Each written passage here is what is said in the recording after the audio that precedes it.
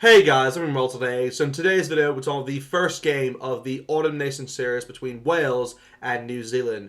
Of course, there's a lot of history between these two great sides. I mean, the last time they met was in the 2019 Rugby World Cup, obviously in the third place-off match. I mean, I do believe the All Blacks did win that one, but obviously since then, both teams, obviously Wales are currently still the resigning Six Nations champions, as well as New Zealand, of course, who have just won the Rugby Championship. So yeah, both these sides are obviously at the top of their you could say competitions at the moment, but yeah, it should be a good contest to see what happens.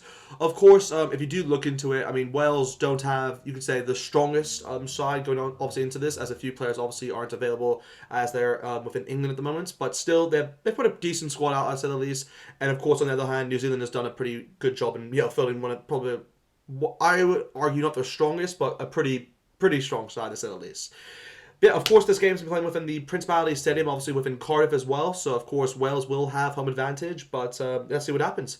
Of course, we'll go over the Welsh team to start off with. So, here is the Wales starting lineup. So, of course, with the Wales starting lineup, at number one, we do have the likes of, Wyn Jones, as well as Ryan Esler, as well as Thomas Frances making up that front row. So, yeah, I'd say it's a decent front row, to say the least. I mean, you would expect Wyn Jones, I'd say Francis, obviously as two starting props, I'd say, for Wales normally, but of course Ellis is getting an opportunity as obviously Owens is obviously Ken Owens is obviously not available, so it's a good opportunity for him. We'll see how he gets along within this front row, obviously against the All Blacks front row, but yeah, should be pretty good. Should be pretty good to see what happens there.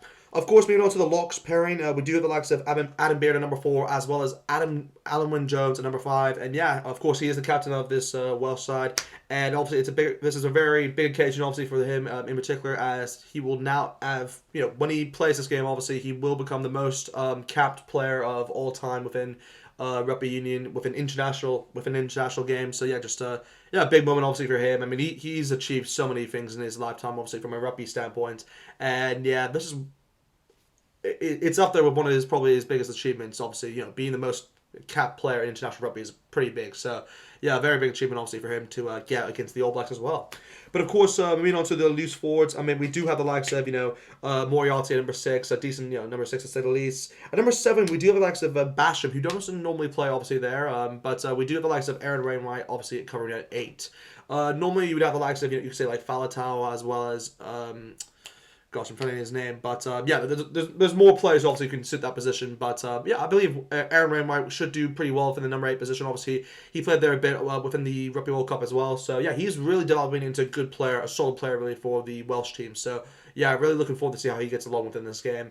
But other than that, we'll move on obviously towards the back line. So of course, with the number 9 position for the Welsh team, we do have the likes of Tomo Williams as well as Gareth Ascombe at number 10, and obviously it's a big opportunity for him because he hasn't played Test rugby for Wales since what 2019, I believe. So yeah, it's a really big moment to see how he gets along. And Ascombe, of course, was born and raised within New Zealand, so he might know a few of his you could say counterparts as he goes against them within this game against the All Blacks. But yeah, should be good to see how he gets along. Of course, filling in obviously for Dan Barrett, who of course isn't available for this game as well. Moving on to the centers, we do have the likes of Johnny Williams as well as Jonathan Davis. So yeah, a pretty good center pairing, to say the least, obviously for this Welsh side. Jonathan Davis obviously brings in a lot of experience with that role, so that's obviously a good thing to have.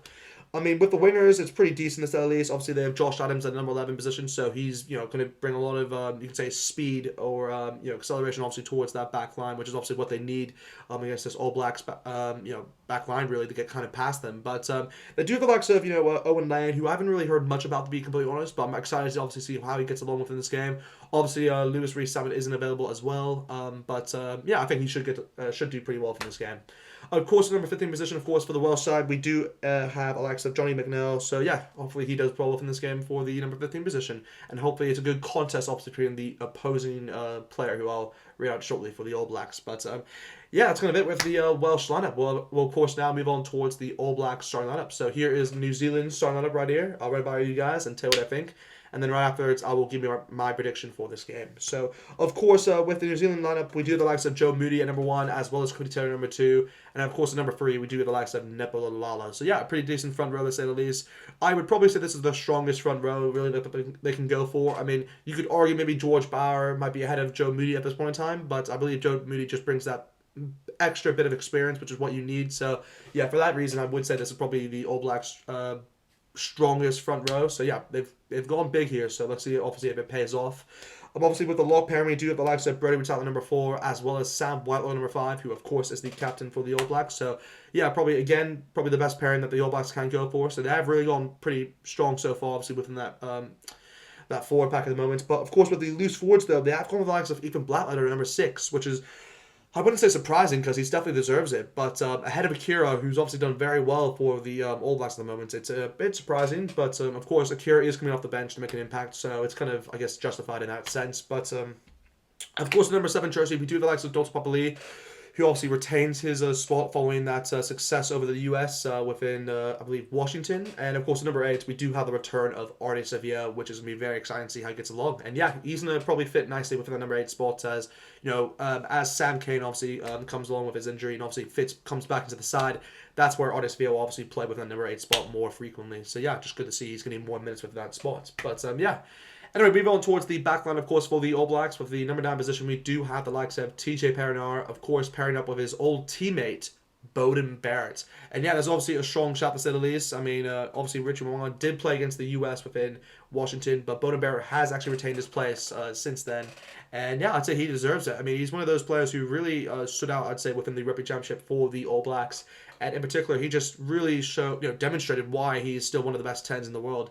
And of course, this is another big, huge milestone, obviously, in his career within this game, as he's going to be he'll get 100 test up, his 100 test cap. So yeah. Obviously, congrats towards Beauden Barrett. And yeah, just by the way, in the comments, because I really do like Beauden Barrett, but tell me in the comments, what is your favorite moment from Beauden Barrett, or just favorite try in general, because I'll be very interested to see what you guys have to say about that. But yeah, put in the comments right now who's your favorite Beauden Barrett moment. But of course, for the central combination, of course, for the All Blacks, we do the likes of David Avili as well as Anton Brown. So yeah, I would say this is probably their strongest starting lineup to say the least. I wouldn't really argue against that, really. I mean, you could go with Reiko, but I think Reiko is obviously being used at the winger spot, obviously for the number 11 jersey, so it kind of makes sense why they've gone with Heavily as well as Angelo Brown. But of course, like I said beforehand, Reiko is at the number 11 spot, with the likes of Will Jordan obviously retaining his place after his hat-trick of tries against the US, so he'll obviously slot within that 14 jersey. And of course, at number 15, we do have the return of Jordy Barrett, obviously retaining his shirt after McKenzie obviously played within the US. So yeah, it's good to see obviously Jordy Barrett back as well within the starting lineup. But yeah, well, it's kind of a bit with the squads for the All Blacks. If I had to, moving on obviously towards the prediction now, if I had to say who wins this game, I think I have to go with the All Blacks. I mean, they just have a stronger shot in general. Obviously, the Welsh are losing. They don't have all the players available towards them, so they're not really a fully strengthened squad, to say the least. So for that reason, I have to go with the All Blacks, and I do believe they'll win this game. But I'll say 32 points to 15. I'll say 32 points to 15 is my final prediction for this game. Yeah, anyway, just hope you guys have a good day. Definitely like, comment, subscribe, and I'll see you guys next time.